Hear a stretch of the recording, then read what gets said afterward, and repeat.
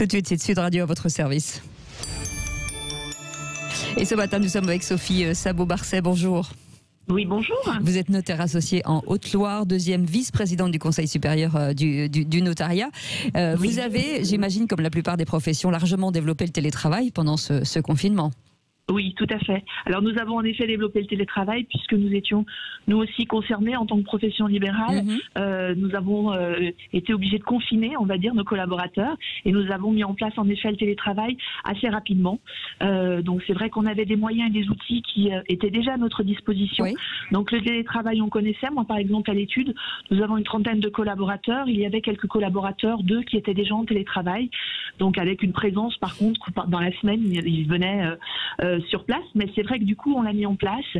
C'était pas simple. Oui, c'était pas simple, j'imagine. Est-ce que ça a fonctionné sur l'ensemble de vos activités ou il y a des activités qui étaient totalement à l'arrêt ? Alors, il y a eu des activités qui étaient totalement à l'arrêt, notamment l'activité, puisque nous faisons également dans nos études la négociation immobilière. Oui. C'est vrai que les négociateurs ne pouvaient plus aller sur place, faire visiter des maisons.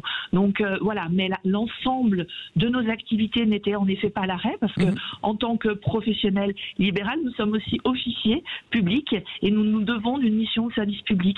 Donc nous devions rester attachés en tout cas, à l'éveil de vos clients. Voilà, ouais, c'est ça.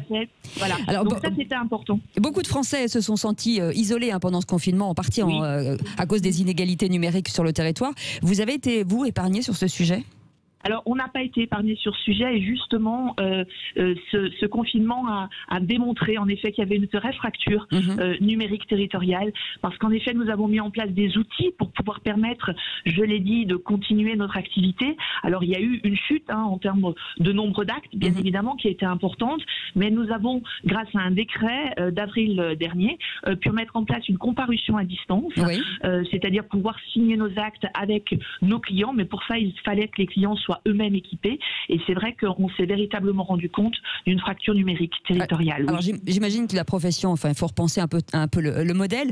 Est-ce que les outils numériques disponibles en France sont adaptés justement à votre profession ?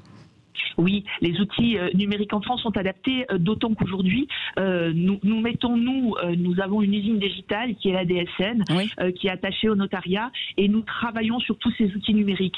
Alors c'est vrai qu'on était quand même très avancé au niveau du notariat. On a cette chance quand même dans cette profession, et on s'est rendu compte, quand on discute avec d'autres professions, de la chance qu'on a, puisqu'on avait depuis 2008 la première signature de l'acte authentique électronique, donc le support électronique, on le connaît bien dans nos études. Et nos clients le connaissent aussi. Donc c'est vrai que nous sommes pour certaines études dans une démarche déjà zéro papier, donc ce qui permet pour certains justement de simplifier cette relation avec le client. Donc c'est vrai que les outils sont là et on ne cesse d'y travailler dessus, bien évidemment. Pour améliorer. Il y a eu des prises de conscience justement de vos clients pendant ce confinement, peut-être des testaments ou.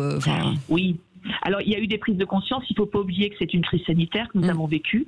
Nous avons été touchés tous de près, de loin, par la maladie, par des décès. Et c'est vrai que c'est une vraie prise de conscience. Moi, je le vois aujourd'hui dans les rendez-vous que je peux avoir. Et puis dans les rendez-vous également téléphoniques qu'on pouvait avoir avec nos clients ou par mail, qui s'interrogeaient pendant le confinement et encore aujourd'hui sur qu'est-ce qui peut devenir et advenir de nous, de nos biens, s'il se passait quelque chose, comment se protéger. C'est vrai que la notion de protection est une notion très connue des notaires, puisque l'essence essentielle du notaire, c'est d'apporter une protection juridique à nos clients et aux Français. Eh bien, merci Sophie Sabot-Barcet d'avoir été avec nous, un notaire associé en Haute-Loire, deuxième vice-présidente du Conseil supérieur du notariat. Passez une excellente journée. Nous, on revient dans un instant et on est ensemble jusqu'à 10h avec Patrick Roger et l'équipe Sud Radio, 6h56.